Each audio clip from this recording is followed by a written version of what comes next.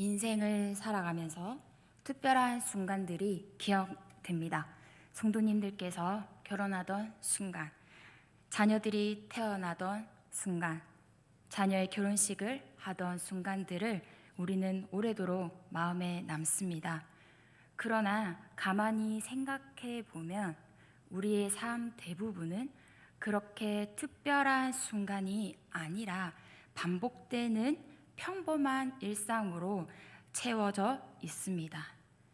비슷한 하루가 이어지고 눈에 띄는 변화가 없는 시간이 흐를 때 우리는 때때로 이런 생각을 하기도 합니다. 지금 보내고 있는 이 시간이 과연 의미 있는 시간일까? 시간이 흘러가다 보니 인생이 지나가네. 성경에 등장하는 믿음의 사람들의 삶을 보아도 마찬가지입니다. 우리가 기억하는 놀라운 사건들 뒤에는 오랜 시간 동안에 조용하고 평범한 날들이 있었습니다. 사람들에게 잘 드러나지 않는 시간 속에서도 그들은 하루하루 살아갑니다. 오늘 우리가 함께 살펴볼 모세의 인생도 바로 그런 모습에서 시작됩니다. 위대한 지도자로 기억되는 모세의 삶에도 길고 평범한 시간들이 있었고, 오늘 본문은 바로 그 인생의 한 장면을 우리에게 보여주고 있습니다. 먼저 그 모세의 인생의 한 장면을 보기 전에 모세의 인생을 돌아보겠습니다. 그는 바로 왕이 히브리인 남자 아이들이 태어나며 모두 죽이라는 시대에 태어납니다. 그래서 모세의 어머니는 모세를 지키기 위해 나일강 강대 사이에 뛰었습니다. 그런데 어떻게 됩니까? 이집트 공주에게 발견되어 이집트에서 길러져 이집트 왕자로 살아가게 됩니다. 이집트 공주는 모세를 기를 히브리 사람을 찾다가 하나님의 섭리로 젖을 뜰 때까지 그의 친어머니로부터 양육을 받게 됩니다. 당대 고대 사회에는 초기 유아기 양육은 젖을 먹이고 아이에게 언어를 습득하게 하고 가문 이야기를 들려주며 신앙 이야기를 전해줍니다. 그래서 하나님의 섭리로 모세를 양육하게 된 어머니도 분명 모세에게 하나님에 대한 신앙과 히브리인들의 이야기를 들려주었을 것입니다. 그렇게 유아기를 자라난 이후 모세는 다시 궁정으로 들어갑니다. 이후 모세는 이집트 왕자로 이집트의 문화와 정체성 교육을 받고 익숙하게 살아갔습니다. 이와 같이 모세는 하나님에 대한 신앙 교육을 받고 또한 애굽의 문화, 지혜로 두 가지 문화를 가지고 있었을 것입니다. 이러한 두 가지 문화를 가지고 있는 모세의 인생을 크게 세 시기로 나누어 볼 때에 각 시기마다 사건들이 있습니다.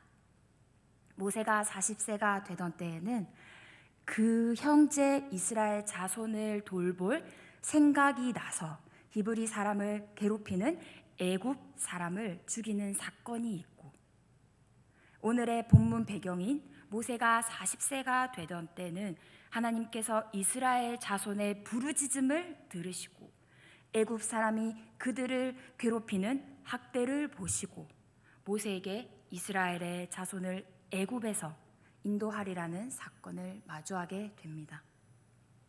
그런데 80세 되던 때에는 80세 되던 때에는 40세의 모세처럼 모세는 그 형제 이스라엘 자손을 돌볼 생각으로 달려가서 이스라엘 자손을 애굽에서 인도하지 않습니다. 모세는 하나님께 오히려 묻습니다. 이스라엘 자손이 내게 묻기를 그의 이름이 무엇이냐 하리니 내가 무엇이라고 그들에게 말하리까? 라고 묻습니다. 사실 이는 모세가 하나님께 묻는 질문과도 같습니다. 그때 하나님께서는 모세에게 이와 같이 말씀하십니다. 오늘 읽지 않는 본문이지만 14절에 보시면은 스스로 있는 자 나는 나다 라고 대답하십니다. 이는 내가 없는 곳, 내가 없는 영역, 내가 없는 방향, 내가 없는 결정은 없다. 내가 온 우주의 통치자이시며 온 우주의 창조자이고 역사를 주관하며 역사를 만들어내는 스스로 있는 하나님이시다. 내가 통치하지 않는 영역은 없으며 내 허락이 필요 없는 사건과 그 어떠한 관계하지 않는 것도 이 세상에 존재하지 않는다. 왜냐하면 나는 스스로 있는 자 하나님이기 때문입니다.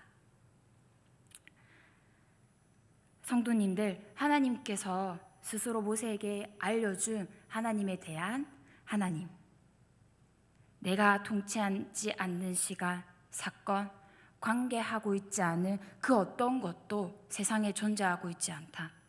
왜냐하면 내가 스스로 있는 자이라고 말씀하신 하나님에 대해서 꼭 기억하십시오. 우리가 이 하나님의 존재되심을 오늘 하나님의 말씀을 듣는 동안 늘 생각하시면서 오늘 우리가 함께 본문을 계속 살펴보면 좋겠습니다. 앞서 우리는 모세가 40세에 어떤 사건이 있었습니까? 그 형제 이스라엘 자손을 돌볼 생각이 나서 히브리 사람을 괴롭히는 애굽 사람을 죽이는 사건이 있습니다. 사도행전 7장에 스데반의 설교를 보시면 이렇게 기록되어 있습니다. 우리 다 같이 한번 사도행전 7장 22절에서 24절을 함께 찾으셔서 함께 읽겠습니다. 사도행전 7장 22절에서 24절입니다.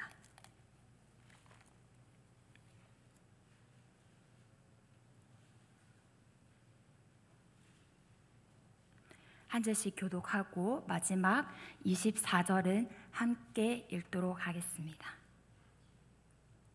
7장 22절입니다. 사도행전 7장 22절.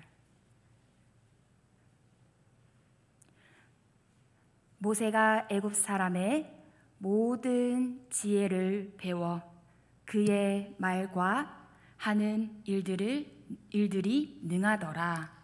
나이가 40이 되매 그 형제 이스라엘 자손을 돌볼 생각이 나더니 한 사람이, 우리 함께 읽도록 하겠습니다.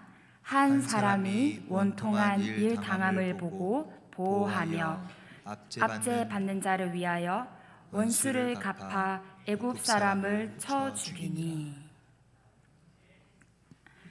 모세가 애굽의 왕자로 모든 애굽의 지식과 엄청난 문명의 혜택을 누리고 자랐음에도 불구하고 그가 40세가 되자 누구를 돌볼 생각이 났다고 말합니까? 그 형제 이스라엘 자손을 돌볼 생각이 나서 히브리인을 괴롭히는 애굽 사람을 쳐 죽이게 되는 사건입니다. 왜냐하면 모세는 누구의 손에 길러졌다고 혹시 기억하고 계십니까? 히브리인 모세의 친어머니로부터 양육을 받습니다.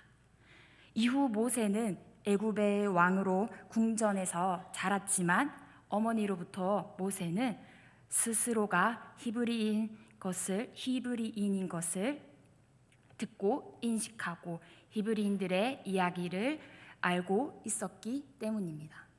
그렇게 모세는 40세의 나이에 자신의 민족을 도우려다가 애굽 사람을 죽이고 결국 바로의 눈을 피해 미디안 광야라는 곳으로 도망을 가게 됩니다. 그리고 모세의 인생은 도망간 미디안 광야에서 제2의 인생이 시작됩니다. 그곳에서 이드로의 딸 삽보라를 만나 가정을 꾸리고 장인어른인 이드로의 집에서 처가살이를 하기 시작하게 됩니다. 얼마 동안이나요? 무려 40년간 처가살이를 합니다. 모세는 변변 찾는 직업을 가진 것도 아니고 자신의 양떼를 돌보는 것도 아니고 처가에 얹혀 살아 미디안 광야에서 장인 어른의 양떼를 무려 40년이나 돌보는 그런 평범한 목자의 인생을 살아가게 됩니다.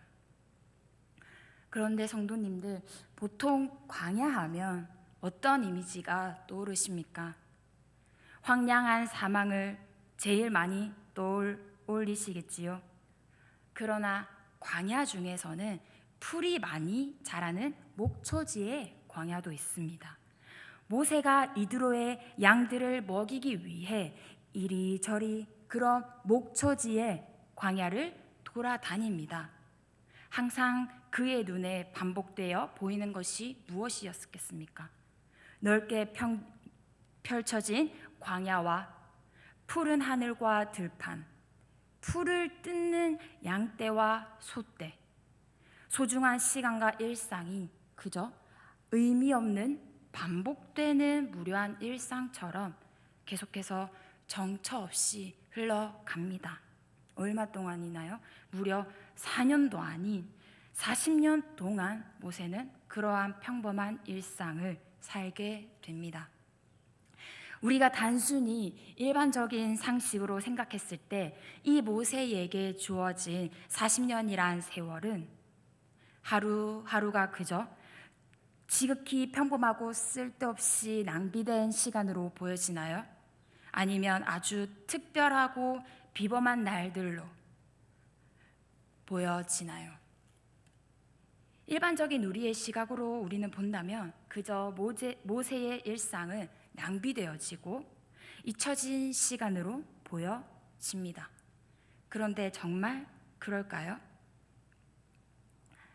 하지만 여러분, 지금 우리 눈에 보기에 허송세월을 보낸 것 같은 이 의미 없는 40년이라는 시간을 누가 가장 고대하고 기다렸을까요? 사실 이 시간은 모세가 평범한 일상 속에서 그저 그냥 흘러가는 시간에 안주하고 있을 때 그 너머에서 스스로 계신 하나님, 모든 시간에 계신 하나님, 이 광야에서 그를 만들고 훈련시키기 위한 하나님이 준비하시고 기다린 시간이었습니다. 그렇다면 하나님이 무엇을 위해 이 시간을 기다리셨을까요? 한 가지 분명한 사실은 모세를 다시금 한 시대의 중요한 사명자로서 부르시고 세우셔서 하나님께서 그에게 무언가 비범하고 특별한 임무를 드러내시기 위해 기다리신 시간이 바로 이 모세의 40년이라는 시간이라는 것입니다. 앞으로 출애굽기에서 펼쳐질 역사 속에서 모세가 하나님의 사명을 감당해야 할 현장이자 주 무대는 광야입니다. 모세의 인생과 그에게 맡겨진 임무는 광야에서 시작해서 광야로 끝나는 인생이었습니다. 앞으로 모세는 하나님의 사명을 붙들고 다시 애굽에 내려가 이스라엘 백성들을 이끌어내어 어디로 오게 됩니까?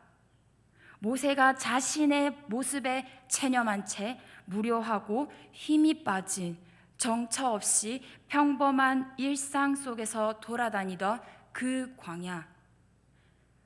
광야에서 이스라엘 백성들과 또다시 40년이라는 세월을 보내게 됩니다. 그렇다면 그때 이스라엘 백성들 전체를 동틀어서 누가 가장 광야의 자리와 기후와 광야의 생리를 잘 알겠습니까? 바로 모세입니다. 광야에서 이런 상황이 닥칠 때는 어떻게 해야 하고 어떻게 하면 안 된다는 모든 상황을 모세는 알고 있었습니다. 그런데 성도님들, 모세가 이렇게 이스라엘 백성들을 이끌고 광야로 올 것을 미리 알고 광야로 도망쳐 그 광야의 생리를 일부러 터득했을까요? 아니었습니다. 모세는 그저 어쩔 수 없이 도망쳐 나온 일상의 현장에서 그저 살아야 하는 평범한 삶을 하루하루 살았을 뿐입니다.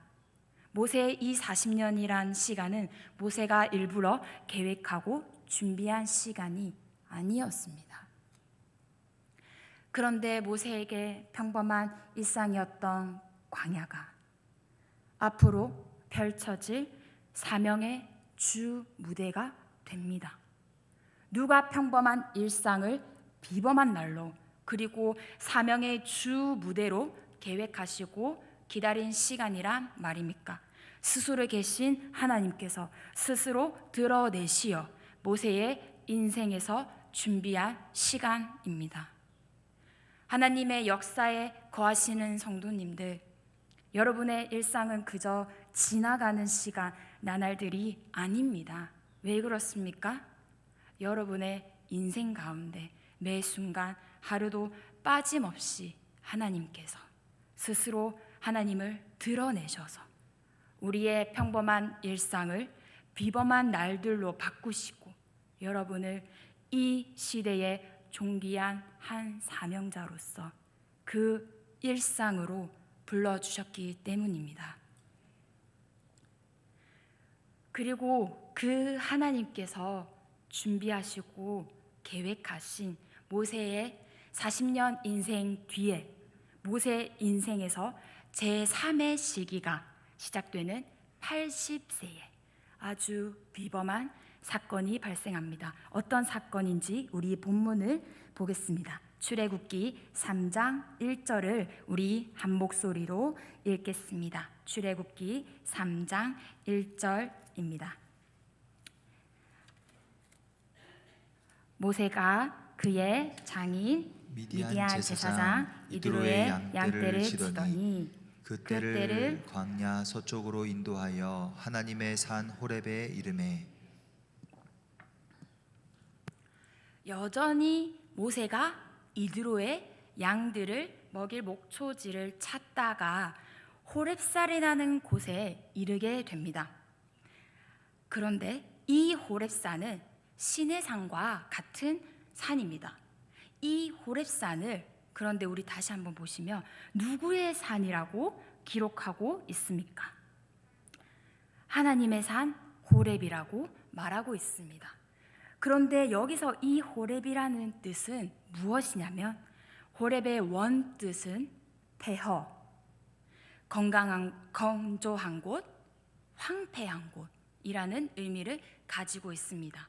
그냥 광야 이곳 저곳을 돌아다니면 눈에 보이는 아주 지극히 평범한 황폐한 산이 바로 그 호렙산입니다.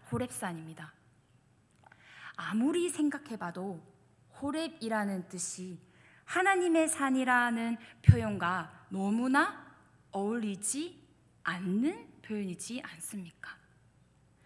폐허인데 하나님의 산이라니. 그런데 여기에는 감추어진 아이러니가 하나 있습니다. 사실 우리의 인생, 이 폐허 같은 인생이라는 것입니다. 더 정확히 말하자면 우리가 하나님을 알지 못하고 경험하지 못했을 때에 우리의 인생은 그저 허무한 인생이고 보잘것없는 인생이라는 것입니다. 아마 모세도 이와 같은 심정으로 늘 마주하는 호렙산을 바라보고 있었을 것입니다. 어쩜 이리 산이 황폐한 게 내 모습이랑 똑같냐. 도망자의 신세로 하루하루 그저 기대 없는 평범하고 무료한 일상을 보내는 모세의 인생이 또한 호렙과 다를 바 없었던 것입니다. 그런데 여러분, 이런 호렙이라는 황폐한 산에 하나님의 산이라는 수식어가 붙었을 때 무언가 기대가 일어나지 않으십니까? 그 산이 어떠한 신성한 산이라서, 특별한 무언가가 있는 비범한 산이라서 이런 수식어가 붙었을까요?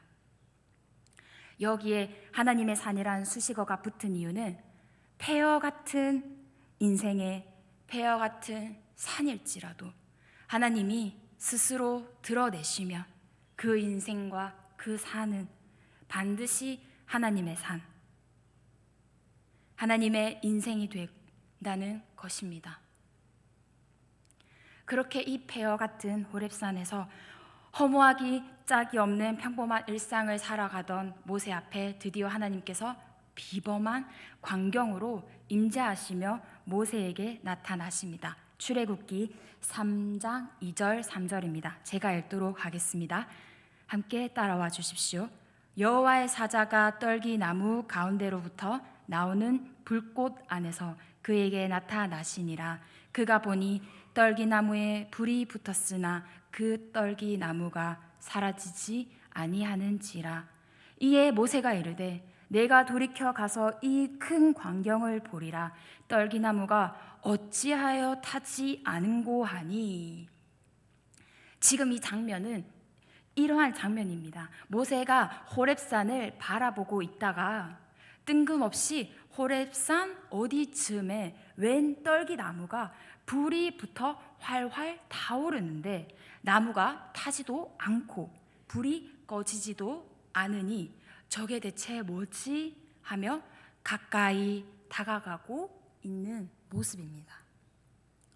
모세가 광야 40년 동안 매일 지나다니는 곳이 그곳이고 전혀 특별할 것 없는 지루하다 못해 체념된 인생으로 평범한 일상에서 살다가 갑자기 나무에 불이 붙었는데 그마저도 꺼지지 않는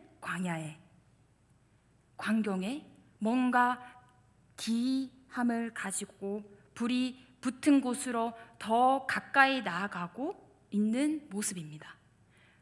그런데 여기서 중요한 건 하나님께서 모세에게 계시하는 것, 드러내시는 모습이 어떠한지 우리는 더 깊이 살펴보아야 합니다.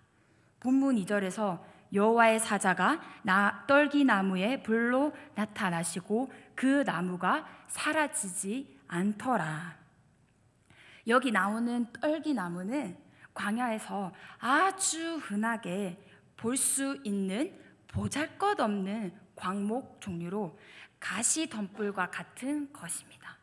여기에 불이 붙었다는 것인데 이게 무슨 뜻인가 하면 주로 성경에서 불은 크게 세 가지 용례로 사용됩니다. 첫째로는 고난과 고통을 표현할 때, 둘째로는 더러운 것을 정화하는 일에 사용되고, 그리고 셋째로는 어둠을 밝히는 일에 쓰이죠. 이것이 성경에서 불의 용례입니다. 그런데 이 출애굽기 앞뒤 문장을 자세히 살펴보시면 여호와께서 떨기나무에 불로 임재하신 사건은 이스라엘의 고난을 상징합니다. 왜 그런가 하면 앞서 2장 23절과 24절에 보면 애굽에서의 고된 노동으로 이스라엘 백성들이 부르짖고 탄식하는 고통의 소리를 여호와께서 들으셨고 그리고 오늘 본문 3장 7절에서는 여호와께서 내 백성의 고통을 보고 부르짖음을 들으시고 그들의 근심을 안다고 말씀하고 계십니다. 지금 하나님께서 모세를 찾아오신 이유가 무엇입니까? 모세를 한 시대의 사명자로 세워 이스라엘 백성들을 고난 가운데서 건져내시기 위해 찾아오신 사건이라는 것입니다. 또한 여기서 떨기 나무가 타지 않고 사라지지 않는다는 것은 이스라엘 민족은 하나님께서 하나님의 언약으로 세우신 민족이기에 고난 가운데서도 절대로 버려지지 않을 것이다 라고 하나님께서 드러내시는 것입니다. 그리고 스스로 있는 내게 없는 경우 내가 통치하지 않는 시간은 세상에 존재하지 않는다라는 것을 드러내시는 그런 장면이라는 것입니다. 여러분, 오늘 본문이 말해주고 있듯이 하나님께서는 이처럼 우리의 인생과 별개로 동떨어진 분이 아닙니다. 이스라엘의 백성들의 고난이 오랜 기간 동안 있었지만 그러나 그들의 신음과 고통을 하나님께서 한 번도 외면하지 않으셨고 계셨습니다. 하나님, 내 인생이 너무나 고통스럽고 괴롭습니다. 내 인생이 너무나 황량한 폐허 같고 떨기나무같이 보잘것없이 보입니다. 하나님, 어디 계십니까? 우리는 또한 이렇게 외치는 인생의 순간이 있을지라도 하나님께서는 그때도 여전히 성도님들의 눈물 속에 있었고 아픔 속에 있었고 고통 속에 계셨습니다. 그렇기에 우리 인생 또한 절대 버려지지 않을 것입니다. 이렇게 신음하고 절규하고 있는 인생들을 내버려 두지 않고 구원하시기 위해 하나님께서 본격적으로 한 시대에 앞서 설 사명자를 부르십니다. 우리 다 함께 출애굽기 3장 4절과 5절 그리고 10절을 보도록 하겠습니다. 우리 한 절씩 교독하고 마지막 10절을 함께 읽도록 하겠습니다. 출애굽기 3장 4절, 5절, 4절과 5절 그리고 10절입니다. 여호와께서 그가 보려고 돌이켜 오는 것을 보신지라 하나님이 떨기나무 가운데 그를 불러 이르시되 모세야 모세야 하시매 그가 이르되 내가 여기 있나이다. 하나님이 이르시되 이리로 가까이 오지 말라. 내가 선 곳은 거룩한 땅이니 내 발에서 신을 벗으라. 우리 10절 함께 읽도록 하겠습니다. 이제 내가 너를 바로에게 보내어 너에게 내 백성 이스라엘 자손을 애굽에서 인도하여 내게 하리라. 그렇게 떨기나무로 가까이 다가오는 모세를 하나님께서는 이렇게 말씀하십니다. 모세야 모세야.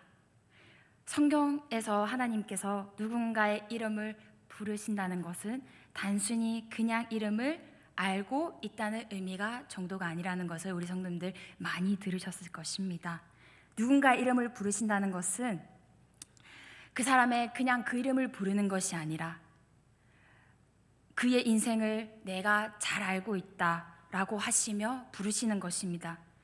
그리고 그런 이름을 2번 부르신다는 것은 아주 긴급하고 절박한 시대적 상황 속에서 그 사람에게 중요한 사명을 맡기실 때 사용하시는 표현이십니다. 모세의 인생을 너무나도 잘 아시는 하나님께서 모세에게 광야라는 시간을 통해 먼저 연단시키시고 마침내 아주 중요한 이스라엘을 구원할 사명을 감당케 하십니다. 그런데 하나님께서 모세에게 이 사명을 맡기시기 전에 요구하시는 사건이 하나 있는데 5절에 보면 모세가 하나님께 나아올 때 내가 선 곳은 거룩한 땅이니 내 발에서 신을 벗으라 라고 명령하십니다. 모세에게 익숙했던 폐허인 호렙산에 하나님의 산이라는 수식어를 붙이시며 등장하시더니 이번에는 이 호렙산에 있는 땅이 거룩한 땅이라고 말씀하고 계십니다. 이 말은 무슨 말입니까? 특히 우리 한국 기독교인들은 많은 오해가 있는 것 같습니다. 세상을 이원적으로, 즉 2가지의 관점으로 세상을 바라본다는 것입니다. 교회에 나오는 일과 교회에서 봉사하는 일을 거룩한 고 영적한 일이고 밖에서 즐기는 문화생활이나 세상의 일들은 거룩하지 않는 일들이라고 이렇게 많이들 보았습니다. 그런데 모세가 지금 밟고 있는 그 땅이 신성한 땅이 신선한 산이고 거룩한 땅이었습니까? 그렇지 않는 것입니다. 하나님께서 왜 그곳을 거룩한 땅이라고 부르셨습니까? 그저 폐허 같은 보잘것없는 산과 땅에 지금 누가 드러나고 계시기 때문입니까? 스스로 있는 자 하나님, 이 그곳에 임재하시고 하나님이 스스로 드러나시기 때문에 그곳이 거룩한 땅입니다. 마찬가지로 우리가 지금 밟고 있는 이 땅이 지극히 이 평범한 삶의 현장이 그저 아무것도 아니게 보일지라도 하나님께서 함께 계시기 때문에 거룩한 땅이자 거룩한 현장이라는 것입니다. 세상의 일은 그저 세상의 일이고 교회의 일만 하나님의 일이 아니라 우리가 지금 살아내는 일상의 현실과 일터도 하나님의 영광을 위하여 살아야 하는 소중하고 비범한 하나님의 시간이고 하나님의 장소라는 것입니다. 그리고 그곳에서 하나님께서 신을 벗으라 하신 이유는 어떤 의미인가 하면 당시 고대 근동 문화에서 궁궐이나 신전에 들어갈 때에 신을 벗고 들어갔었는데 이는 주종 관계의 확인을 의미합니다. 당신은 나의 주인이시고 나는 당신을 모시는 자입니다. 다시 말해 모세가 하나님이 계신 거룩한 땅에 신을 벗고 들어갔다는 것은 이제 모세의 인생이 누구의 것이라는 것입니까? 애굽의 왕자도 아니고 살인자, 도망자 신세도 아니고 하나님이 부르신 사명자로서 하나님 앞에 서라는 것입니다. 지금 이 자리에 있는 성도님들의 인생이 그렇게 불려진 인생입니다. 결코 평범한 인생이 아니라 하나님이 스스로 드러나시는 비범한 인생들이라는 것입니다. 내가 하는 일이 작은 일이고 못난 일이고 폐허 같고 그건 중요하지 않습니다. 우리 인생에서 하나님께서 스스로 드러나시냐 혹은 그렇지 않냐 이 차이가 우리의 평범한 일생과 인생을 비범하고 존귀한 인생과 일상으로 바꾼다는 것입니다. 마지막으로 오늘 설교를 시작할 때 잠깐 살펴보았던 오늘의 본문인 출애굽기 3장 13절을 우리 마지막으로 함께 읽겠습니다. 출애굽기 3장 13절 말씀입니다. 우리 함께 읽도록 하겠습니다. 모세가 하나님께 아뢰되 내가 이스라엘 자손에게 가서 이르기를 너희의 조상의 하나님이 나를 너희에게 보내셨다 하면 그들이 내게 묻기를 그의 이름이 무엇이냐 하리니 내가 무엇이라고 그들에게 말하리이까.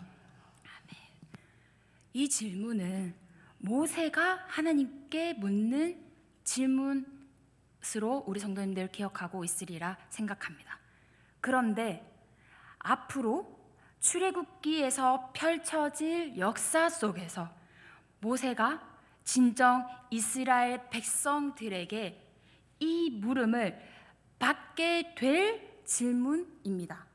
이에 하나님께서는 무엇이라고 대답하라고 말씀하십니다. 14절에서 나는 스스로 있는 자이라. 만약 우리의 일상의 현실과 일터에서 만난 하나님께서 택하신 백성에게 하나님께서 나를 너에게 보내셨어.